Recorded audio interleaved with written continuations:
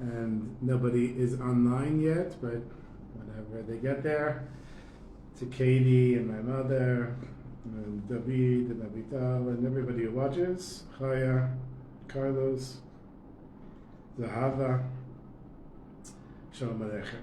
Okay, so we're continuing Be'ezrat Hashem and Likutey Moharan. We're going to learn lesson Tzadik, Tzadik Aleph, and maybe the beginning of Tzadik Bet. Now the letter is actually called Tzadi, but I like that people call it Tzadik. Nice to judge the letter in a positive way. So we're learning short lessons here. Before I start, there's this movie, this documentary that came out about Reb Shlomo. You heard about this? I heard it did. So in my little ecosphere, whatever, online sphere, it shows up everywhere. I went to Facebook now to start this video. It's the first thing that shows up. People are sending me messages, articles in the Times of Israel. It's amazing. And you can't see the video online. It's only in select theaters in America. And it's already causing so much controversy. And it's fascinating to me that, you know, Shlomo passed away more than 30 years ago, 1994. And now people are coming out. I mean, they came out earlier as well, but it's like this push never stops. What do you say about a man that really devoted his life to helping broken Jews? All the good that he did, and there are women that say that he touched them, abused them. Not sure exactly what he did because I can't see the video. I'd actually like to watch it so I can make up my own mind. But it does disturb me, and it makes me think, you know, whenever there's Kedusha, there has to be a juxtaposing energy. And I don't know, it's a strange thing that somebody who's not here to defend himself, so now all these people are coming out with accusations against him. I guess the same thing with other tzaddikim, and there's nothing to say, nothing to do. I mean, Reb Shlomo's not here to tell us what happened, so we don't know. We only have these women that are putting out a documentary to give him a bad name. Also probably to really tell the truth, but I'd like to hear what Shlomo had to say about himself. Okay, I just wanted to mention that. I don't know why. It made me feel better to mention it. So we're starting on lesson 90 here. Rabbeinu Zan potech b'pasuk, Anochi esmach b'Hashem, yit'amu chataim min haaretz. So this comes from Tehillim, and this is the Tehillim. Do we say this? We say the Anochi esmach b'Hashem. That part, yit'amu chataim min haaretz, I know we say on Rosh Chodesh. It's towards the end of the Rosh Chodesh, extra Tehillim that we say. But I, Hashem, will be happy, I will rejoice, and yitamu, and I will be complete, or I will wipe out the sins from the earth, or the sinners from the earth. But yitamu is also tam, which means complete and whole, which I think Rabbi Nachman is going to get to in here. So it's known that all the things that a person is lacking, Hein ba'im mechimat hashvira. They come because of the breaking. Peush. Kol sfira mochevet me'or v'kli. Every sphera, attribute, like spiritual energy, is created or has these two parts, light and a vessel. וקודם שנבראו העולמות העליונים מבחינת עולם התיקון, and before all of the supernal worlds were created, and this is called the world of fixing, נבראו העולמות באופן שהכלים היו קטנים יותר מהאורות. The worlds were created in such a way that the vessels were smaller than the lights. ולכן שנכנס לתוכם האור lo yuchlu lahachilo. And so when the light came into the world, it wasn't able to handle it. V'nishvaru kelim, and the vessels broke. So I've given this example before. If we take a powerful force like Niagara Falls and we try to put it into this cup, the cup will probably break and float to the top. Wouldn't disintegrate. But it's definitely much more than this can handle, and it would break right away. So here we have the idea of a spiritual energy, which is light, that is coming into this world, and the world is not able to handle it, and so the vessels are broken.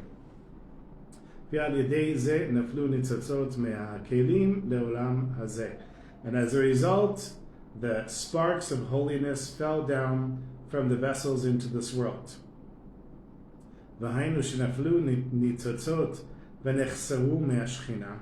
And that is to say that the sparks fell down, because that's what the Shechina is.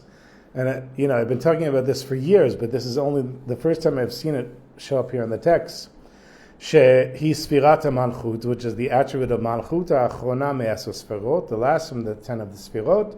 Shehi Oro Shel HaKadosh Baruch Hu HaShochen Be'olam Hazeh. What is the Shechina? It's the light of Hashem which is dwelling in this world. And that's how I've been describing the Shechina. I even talked about the light bulb up here, that we can see the light on the table, but we can't see the source unless we look up and we see it. But with Hashem, we can look up and we can't see Hashem, but still Hashem's light is shining in this world. So he says, if the sparks came from Hashem's light, then something is lacking in Hashem's light. In a sense, let's say the light up here had pixels, and some of those light pixels fell down. So the pixels are lacking from the light up there, and they need to be returned.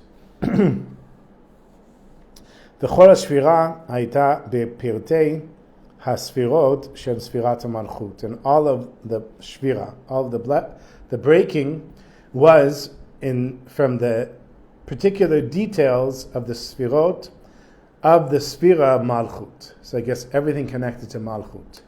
Bibchinat Shechina, which is connected to the Shechina, meaning Hashem's presence in this world. Malchut is also Hashem's presence in this world. Why is Malchut connected? Because Malchut works like the speech of the king. And the king only has power because the king uses his speech and people listen to his speech. In the same way, Hashem only has power in this world in a sense by speaking and us hearing what Hashem is trying to say. And Hashem's presence in this world, that is in any revealed way, is the Shechina. וצריך לעלות ולברר את ניצוצות הללו, לעלות אותם לשורשם כידוע. And we have to raise up these sparks to their root as it's known. והתיקון, and the way we do that is by doing mitzvot. That's how we do it. For example, giving tzedakah. A person takes a coin from money that they earned or they received, however they got the money, but whatever it is, their money, they give it over to tzedakah. That's elevating a spark. V'atikun haynu berurei hanitzasot hakedusha. That is the elevating of the holy sparks. Hu al yedei shemesameach et atzmo be'elokav. How does a person bring about this tikkun, this fixing? By making themselves happy with Hashem's essence. She'oset mitzvot Hashem b'simcha. That a person does Hashem's mitzvot with joy. מפני שהוא שמח שהקדוש ברוך הוא אלוקיו, because the person is happy that Hashem is his God, I guess, as opposed to money or power or something else being the person's God. V'lechen ugam sameach la'asot et mitzvotav. And so then a person is also happy to do Hashem's mitzvot. Azai nishlamu kol hachasonot me'ashvira. And then are filled or completed all of the things that were lacking from the breaking of the vessels. V'nityale kol hanitzatzot el Shechina. And then all of the sparks are elevated up to the Shechina. So when a person does a mitzvah and they do the mitzvah specifically with joy, they elevate the sparks. I'm happy you're here, Aryeh, because nobody's online. But I also am looking forward to the time when no one's online and you're not here. And I'm totally doing this with nobody there. It's like the craziest thing. That it's going to happen eventually. And I just keep going. We just keep giving the classes. Not like anybody's ever going to watch them. I just keep going. I'm not even sure why. V'zeh bi'or pasuk, and this is the explanation of the verse. Anochi esmach ba'Hashem, that I, Hashem, will be esmach ba, that I will be joyous with them. Sameach shakadosh baruch hu elokav, that a person is happy that Hashem is their God. Oh no, it is ba'Hashem. Anochi esmach ba'Hashem, I will be happy, I guess, with Hashem, that a person is happy that Hashem is their God. Ve'al yedei zeh, through this, yitamu, lashon tamim tiyeh, shalem tiyeh. So that's where I started off with, and it says yitamu. So yitamu means I'll get rid of them. I'll get rid of all the sinners, or all the sinners of the earth will cease to exist. But here it says they will become complete. V'nishlamu kol hachata'im, all of the things that were lacking, hainu echesronot, all of the things that were lacking that we're calling chata'im, they will be completed. Kamo shekatuv, as it's written in Sefer Malachim, shebat sheva amra le David HaMelech, when Bat-sheva said to King David, v'haya shechab Adoni HaMelech im avotav. Hayiti v'ani uvani shlomo chata'im. So now, haya v'shachav Adoni HaMelech im avotav. I'm assuming when King David dies. Is that how you understand the meaning of that verse? V'haya, it doesn't show up there. You just have the second part. V'haya shekavash Adoni HaMelech et shechav. Et Adoni HaMelech im avotav. So I'm assuming he lays down with his ancestors.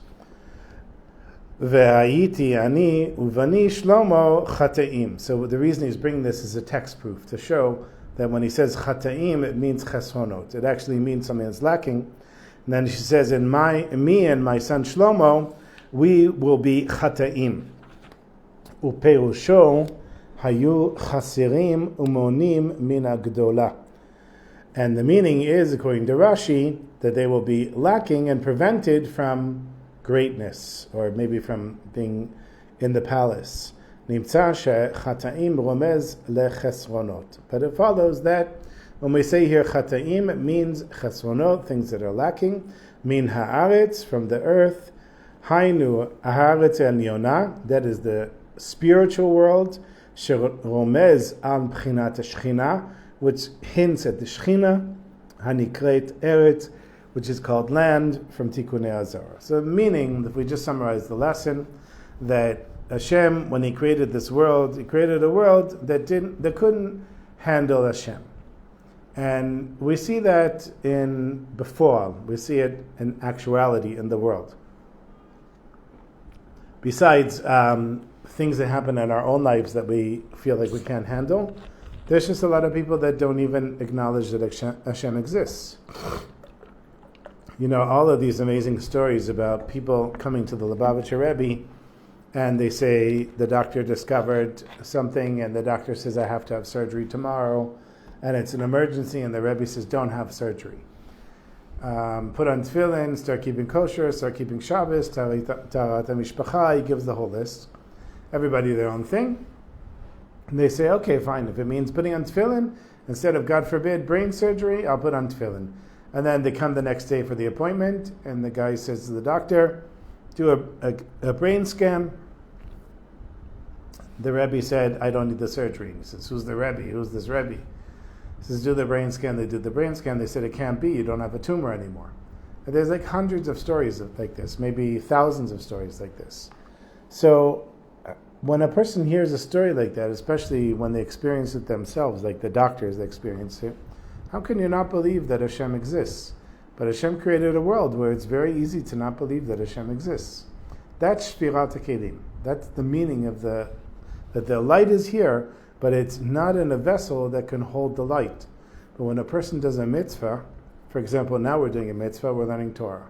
So the mitzvah that we're doing now, learning Torah, that in itself is returning this light back up to Hashem. We're creating the vessel to receive Hashem's light through our Torah learning. And that's how we fix the Shvirat HaKelim, the breaking of the vessels. Okay, we're going to move to the next lesson. I think we're only going to do this lesson. I don't know, unless it goes really fast. And then the story. Rabbeinu Zal poteach betfilat Moshe Rabbeinu b'melchemet Amalek. Rabbi Nachman opens up this short little lesson with a quote from Moshe Rabbeinu during the war with Amalek. Vayihi adav emunah ad bo hashemesh. So a famous phrase that his hands were emunah until the sun rose. So when his hands were up, I'm not sure how he did it. He held his hands like this, or he held his hands up, or he held his hands like this, whatever it was. His hands were up. When his hands were up, the Jewish people were able to defeat Amalek. When they fell down, then they weren't. So who was it? Yoshua and Caleb, probably two people that were standing next to him, holding his hands up. I remember reading somewhere they put rocks under his arms, something like that, boulders or something like that. But his hands being up represented emunah, and they stayed there until the sun came up, I guess, until the war was over. In the time when emunah spreads out from the heart to all of the limbs of the body, then a person merits to grasp emunah in their mind. So what are we talking about here? A person has some type of difficulty, and they know deep in their heart that Hashem can pull them out of that difficulty. But it doesn't reach the place of their limbs, meaning it doesn't reach the place of actual action. It's not just enough to have emunah, but to actually act on the emunah. And then he says it goes further. When you experience that, when it goes from the heart to the limbs, then you'll understand it intellectually. You'll have such a clear experience of what emunah in Hashem is that you won't doubt it again. Even though the times will still be hard, the emunah you won't doubt, because it went from your heart to your limbs and then to your mind. Ki yesh kama minei emunah. There's different types of emunah. Kama madrigot be'emunah. Different levels of emunah. Yesh emunah shehu rak balev. There's emunah that's only in the heart. Shebelibo ma'amin b'Hashem yitbarach. That a person in their heart believes in Hashem. Aval adayin eino mitpashetet lekol avera. But still it doesn't spread out to all of their limbs. So I think everybody believes in Hashem, even the greatest atheist believes in Hashem. I would say all the more so. The greatest atheist believes in Hashem. They just don't realize it. They wouldn't be spending so much time fighting it if they didn't believe in Hashem. But if I say to a person, check your heart rate. What's making your heart beat? And a person will say nature. What's nature? It's a force in the universe that causes energy to move. And what is that? It just is. So you can call it God, or you can call it just is. It's the same thing. But every person will come to a point where they'll say, I will acknowledge that there are things beyond my understanding, things that I don't have any control about, and it has to come from some place beyond what I know. That's really what we mean when we talk about Hashem. For example, a baby. So humans can take an egg and sperm and put them together and start the process going. But they can't just out of nothing create a person. They can kind of out of nothing create lots of things, plastic, paper, but you can't create a human. That we know is only going to come from Hashem. And we know that we can't stop our mind from thinking, we can't stop our heart from beating, that there's this idea, I think it was Einstein who said that energy can never be destroyed. It can only be transformed. And so there's things beyond. And if a person, the most intellectual person, that the biggest denier of God will admit to those things. That's emunah b'lev. That's already the most basic level of having faith in Hashem in the heart. But still it didn't spread out to the limbs. Va'ikar shetzarich liot la'adam emunah kol kach b'libo. But the main thing is that a person should have so much emunah in their heart, ad sheyitpashet mesham ha'emunah b'chol ha'ivrim, that it will spread out from their heart to all of their limbs. V'yamin ki gam b'pu'ulot she'oseh be'ivarav yesh tzorech gavoa. That the person will believe that also the actions that their limbs do have a higher purpose. Kamo shemuva bekitvei Arizal, as is written in Eitz Chaim, the writings of the Ari of blessed memory, shetzarich la'agbiya yada b'shat netila, that a person, when they wash their hands, people take their hands, they go like this, and they raise their hands up. So he says, when you're washing your hands, you have to raise your hands up, like after you've washed your hands. Netilat yadayim shekodem achila neged harosh. So when a person washes their hands before eating bread, for example, they're supposed to raise up their hands above their head, or to the level of their head. Kedei lekabel kedusha. This is in order to receive the kedusha, the holiness coming down. Nimtza shetzarich lazeh emunah biyadayim. So that means it's not just enough to have the emunah in your heart, you have to have it in your hands. La'amin shemechimat shemakbiya yadav keneged harosh, to believe that the reason that a person is lifting up their hands over their head, mekaben kedusha, is in order to receive holiness. Ki below emunah eino klum, because if a person doesn't have emunah, they have nothing. Perush, the meaning is she'afilu sheyaseh et hadavar, if a person does something, im lo yaseh oto mitoch emunah shemo'il, if a person doesn't do it from a place of emunah that's effective, kagon kan, for example, here sheyamin behagba'at yadav mekabel et kedusha lo asa klum. So if a person raises their hands up like this after washing hands, but they don't believe that they're getting anything from Hashem, all they did was raise up their hands. He says they didn't do anything, but it means all they did was raise up their hands. K'moshe Katuv, as it's written, Kol mitzvotecha emunah. All of your mitzvot are called emunah. Ki kodem hamitzvot hu rak kshenaasim mitoch emunah. A kiyum, sorry. Kol kiyum hamitzvot hu rak kshenaasim mitoch emunah. Because the whole reason that the mitzvot exists is that we're doing them from a place of having faith in Hashem.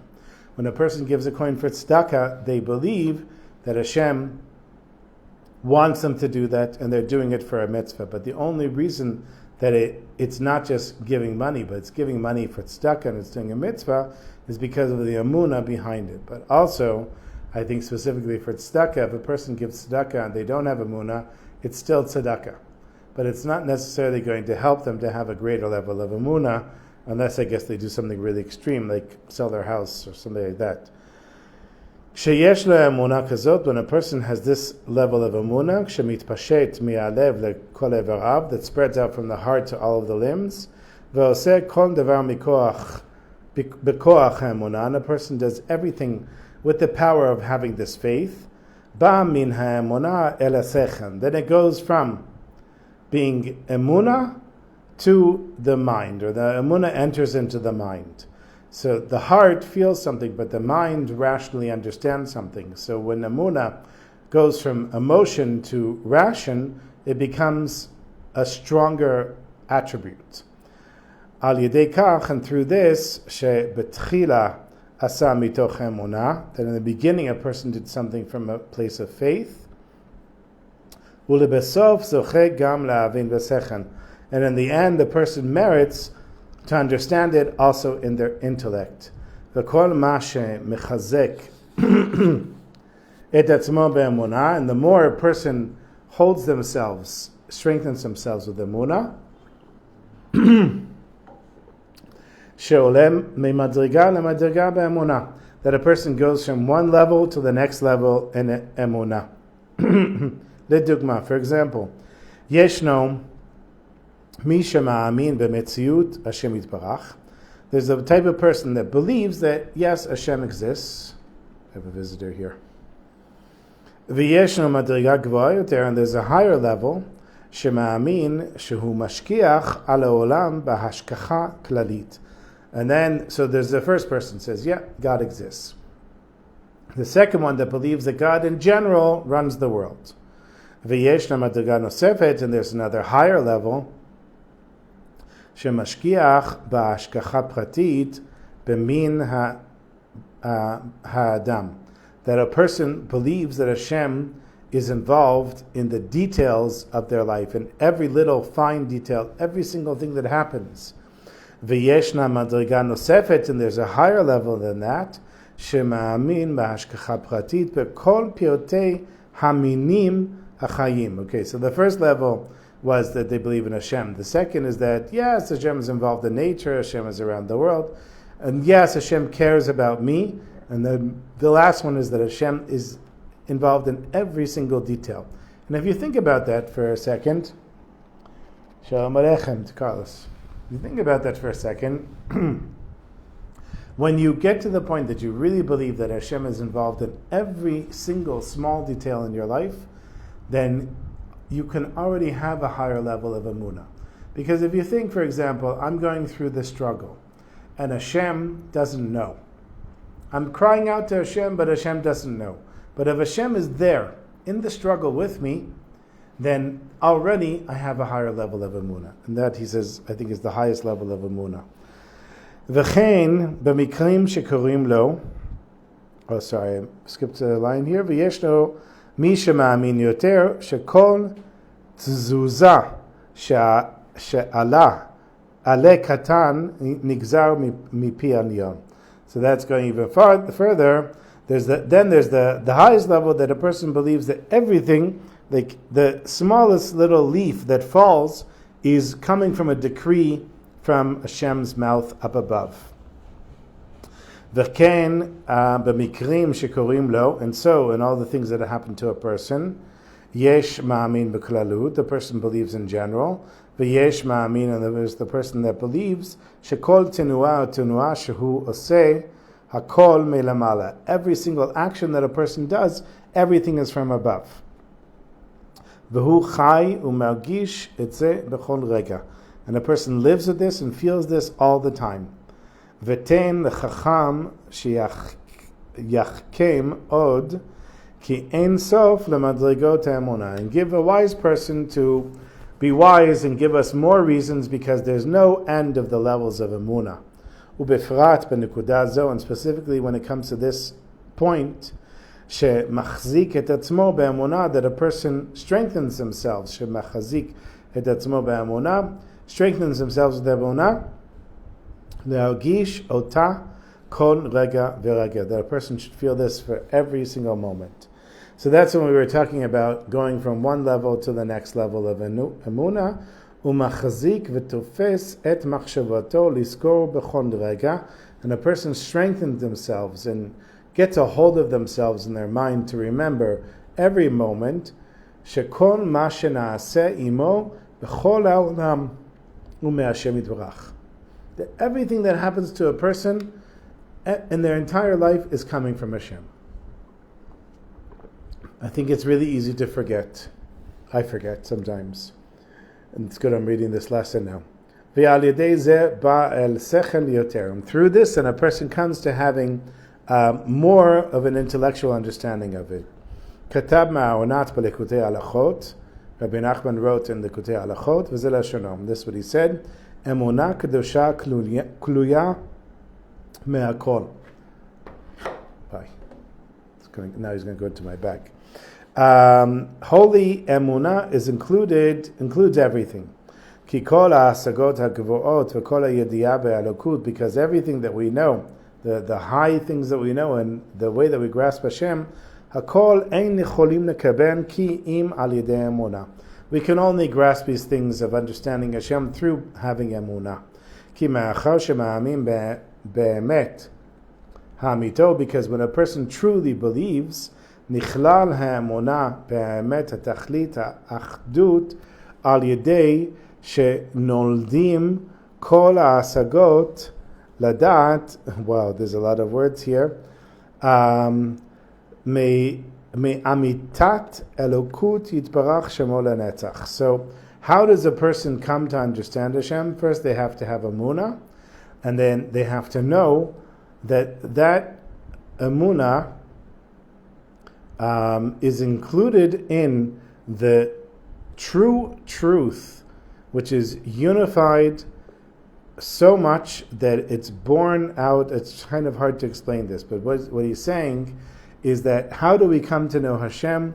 We come to know Hashem with emunah.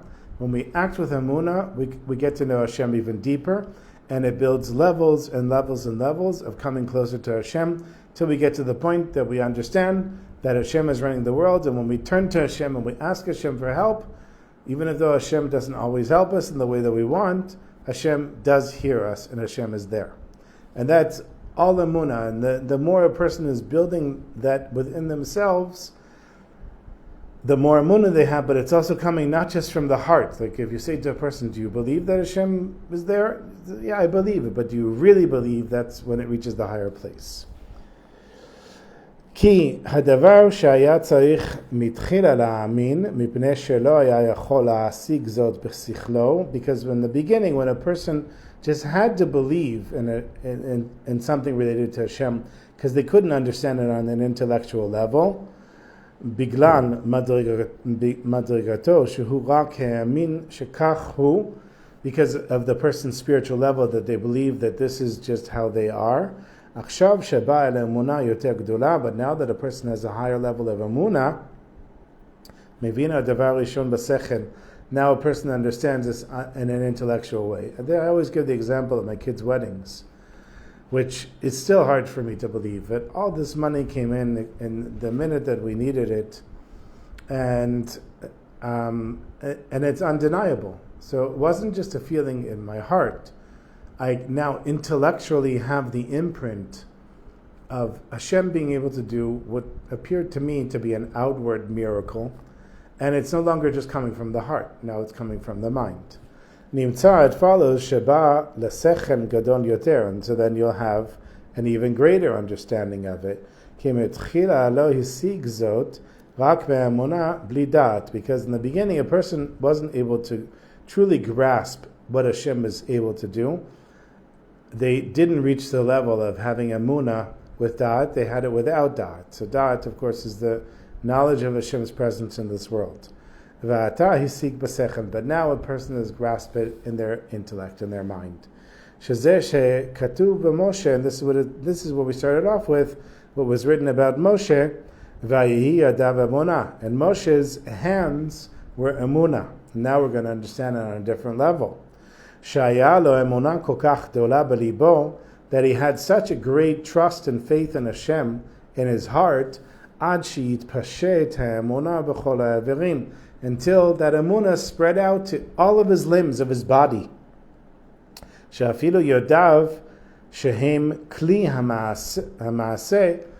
even his hands, which are the vessels for action, so we're going to pause that thought for a second and read the note here. And generally regarding a person, the weakest place for a person is their hands. Because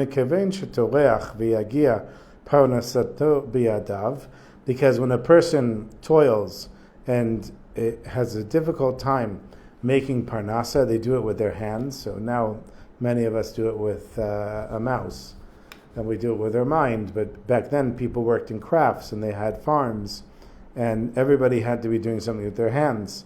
Nichneset bo hamachshava shebekoach bepeula yadav hu hesik et mashu hesik. So it enters a person's mind that it was the power of their hands that they achieved what they achieved, right? If I'm a shoemaker, so I'm sitting there cutting the leather and sewing the leather, and I'm selling my shoes. Is that coming from Hashem, or is that coming from my hands?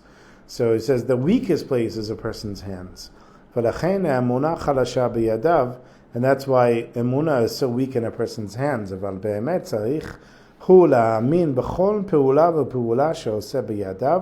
That a person should believe that every action that they do with their hands, and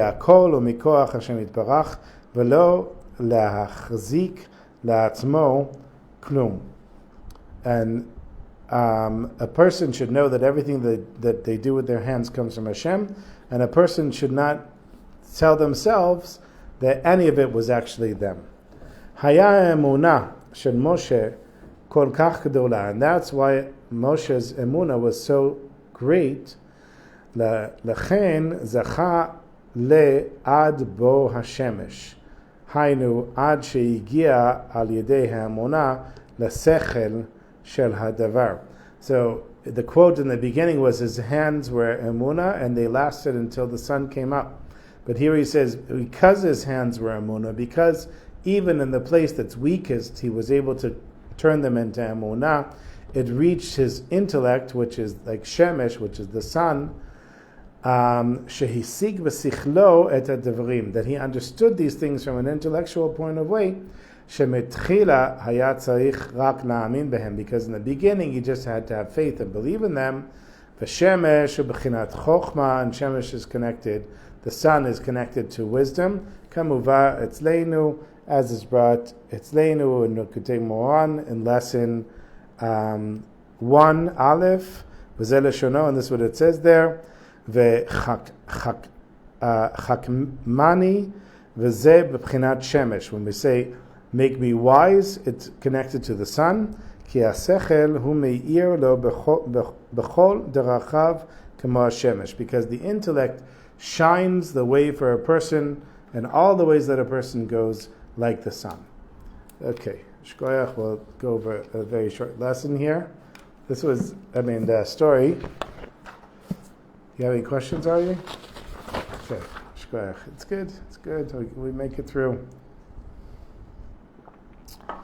On the 5th of Nisan in 1829, Rabbi Avraham Yehoshua Heschel, who was known as the Ohev Yisrael of Apta, he left the world. So the Apta Rav is very well known, and he was one of the closest Hasidim of Rabbi Elimelech of Lezhansk. So we know it goes from Rabbi Elimelech to the Magid, to the Baal Shem Tov. Rabbi Elimelech, and then to the Apta Rav, and Mezhibuz on the way to the Baal Shem Tov Shul is the Shul of the Apta Rav. It's been renovated. It's got like this black and white painting on the outside, looks like a zebra. And I went over there and I looked at it, I'm like, what do you mean the Shul of the Apta Rav? Isn't Apt in Poland? What's the Apta Rav doing in Mezhibuz? But he moved around, and he spent his last years in Mezhibuz. Now officially, he's buried next to the Baal Shem Tov in Mezhibuz. I never heard this before I read the story here, but when he left this world on the very same night in the city of Tveria, people heard a knocking on the windows of Kolel Volin. And the synagogue attendant who was inside, he was there by himself. He was the only one that had the keys to the cemetery. And there was a voice from outside, go outside and follow the corpse of the grand rabbi of Apta. So this is the same night that he died in Mezhibuz. There's a voice that this Gabbai heard in a shul, or in the Kolel in Tveria. So he goes outside, and of course he was very scared. Can you imagine if we heard a voice come outside for the grave for the body of the Lubavitcher Rebbe or something like that. So we go outside, but here the guy's all by himself in Tveria. It's not like us today, broadcasting online. Shalom Aleichem. So he goes out and he sees there's these human forms from the other world. And one of these forms told him that this was the funeral procession of the Tzaddik of Apta. He died in Mezhibuz, but the angels from above took the coffin to the Holy Land, so he would be buried in Tveria. And the next morning, it's always a strange word, the beetle, the shamish. I don't know where they came up with beetle. It must be something in Yiddish. He told everybody the story, and nobody believed him, of course. So there was an elderly sage there, and he said, let's go to the cemetery. And they found a freshly dug grave in the cemetery. Later, letters from Apt confirmed that the tzaddik had indeed passed away on that day, and before he died, he cried out to heaven in a bitter protest of the length of the exile. And he said, why has Mashiach not come yet? And he in his heartache, he wept and he said, before Reb Levi Yitzchak Berdichev left this world, he promised that he wouldn't rest until he brought Mashiach. So before he left, he said he's going to bring Mashiach. But when Reb Levi Yitzchak got to the supernal worlds, he was in such a high spiritual place, he forgot about the problems of this world, and he totally forgot his promise. He said, but I'm not going to forget my promise. So this is the Apter Rav. He said, when I go to heaven, I'm not going to forget my promise. I'm going to keep davening until Mashiach comes.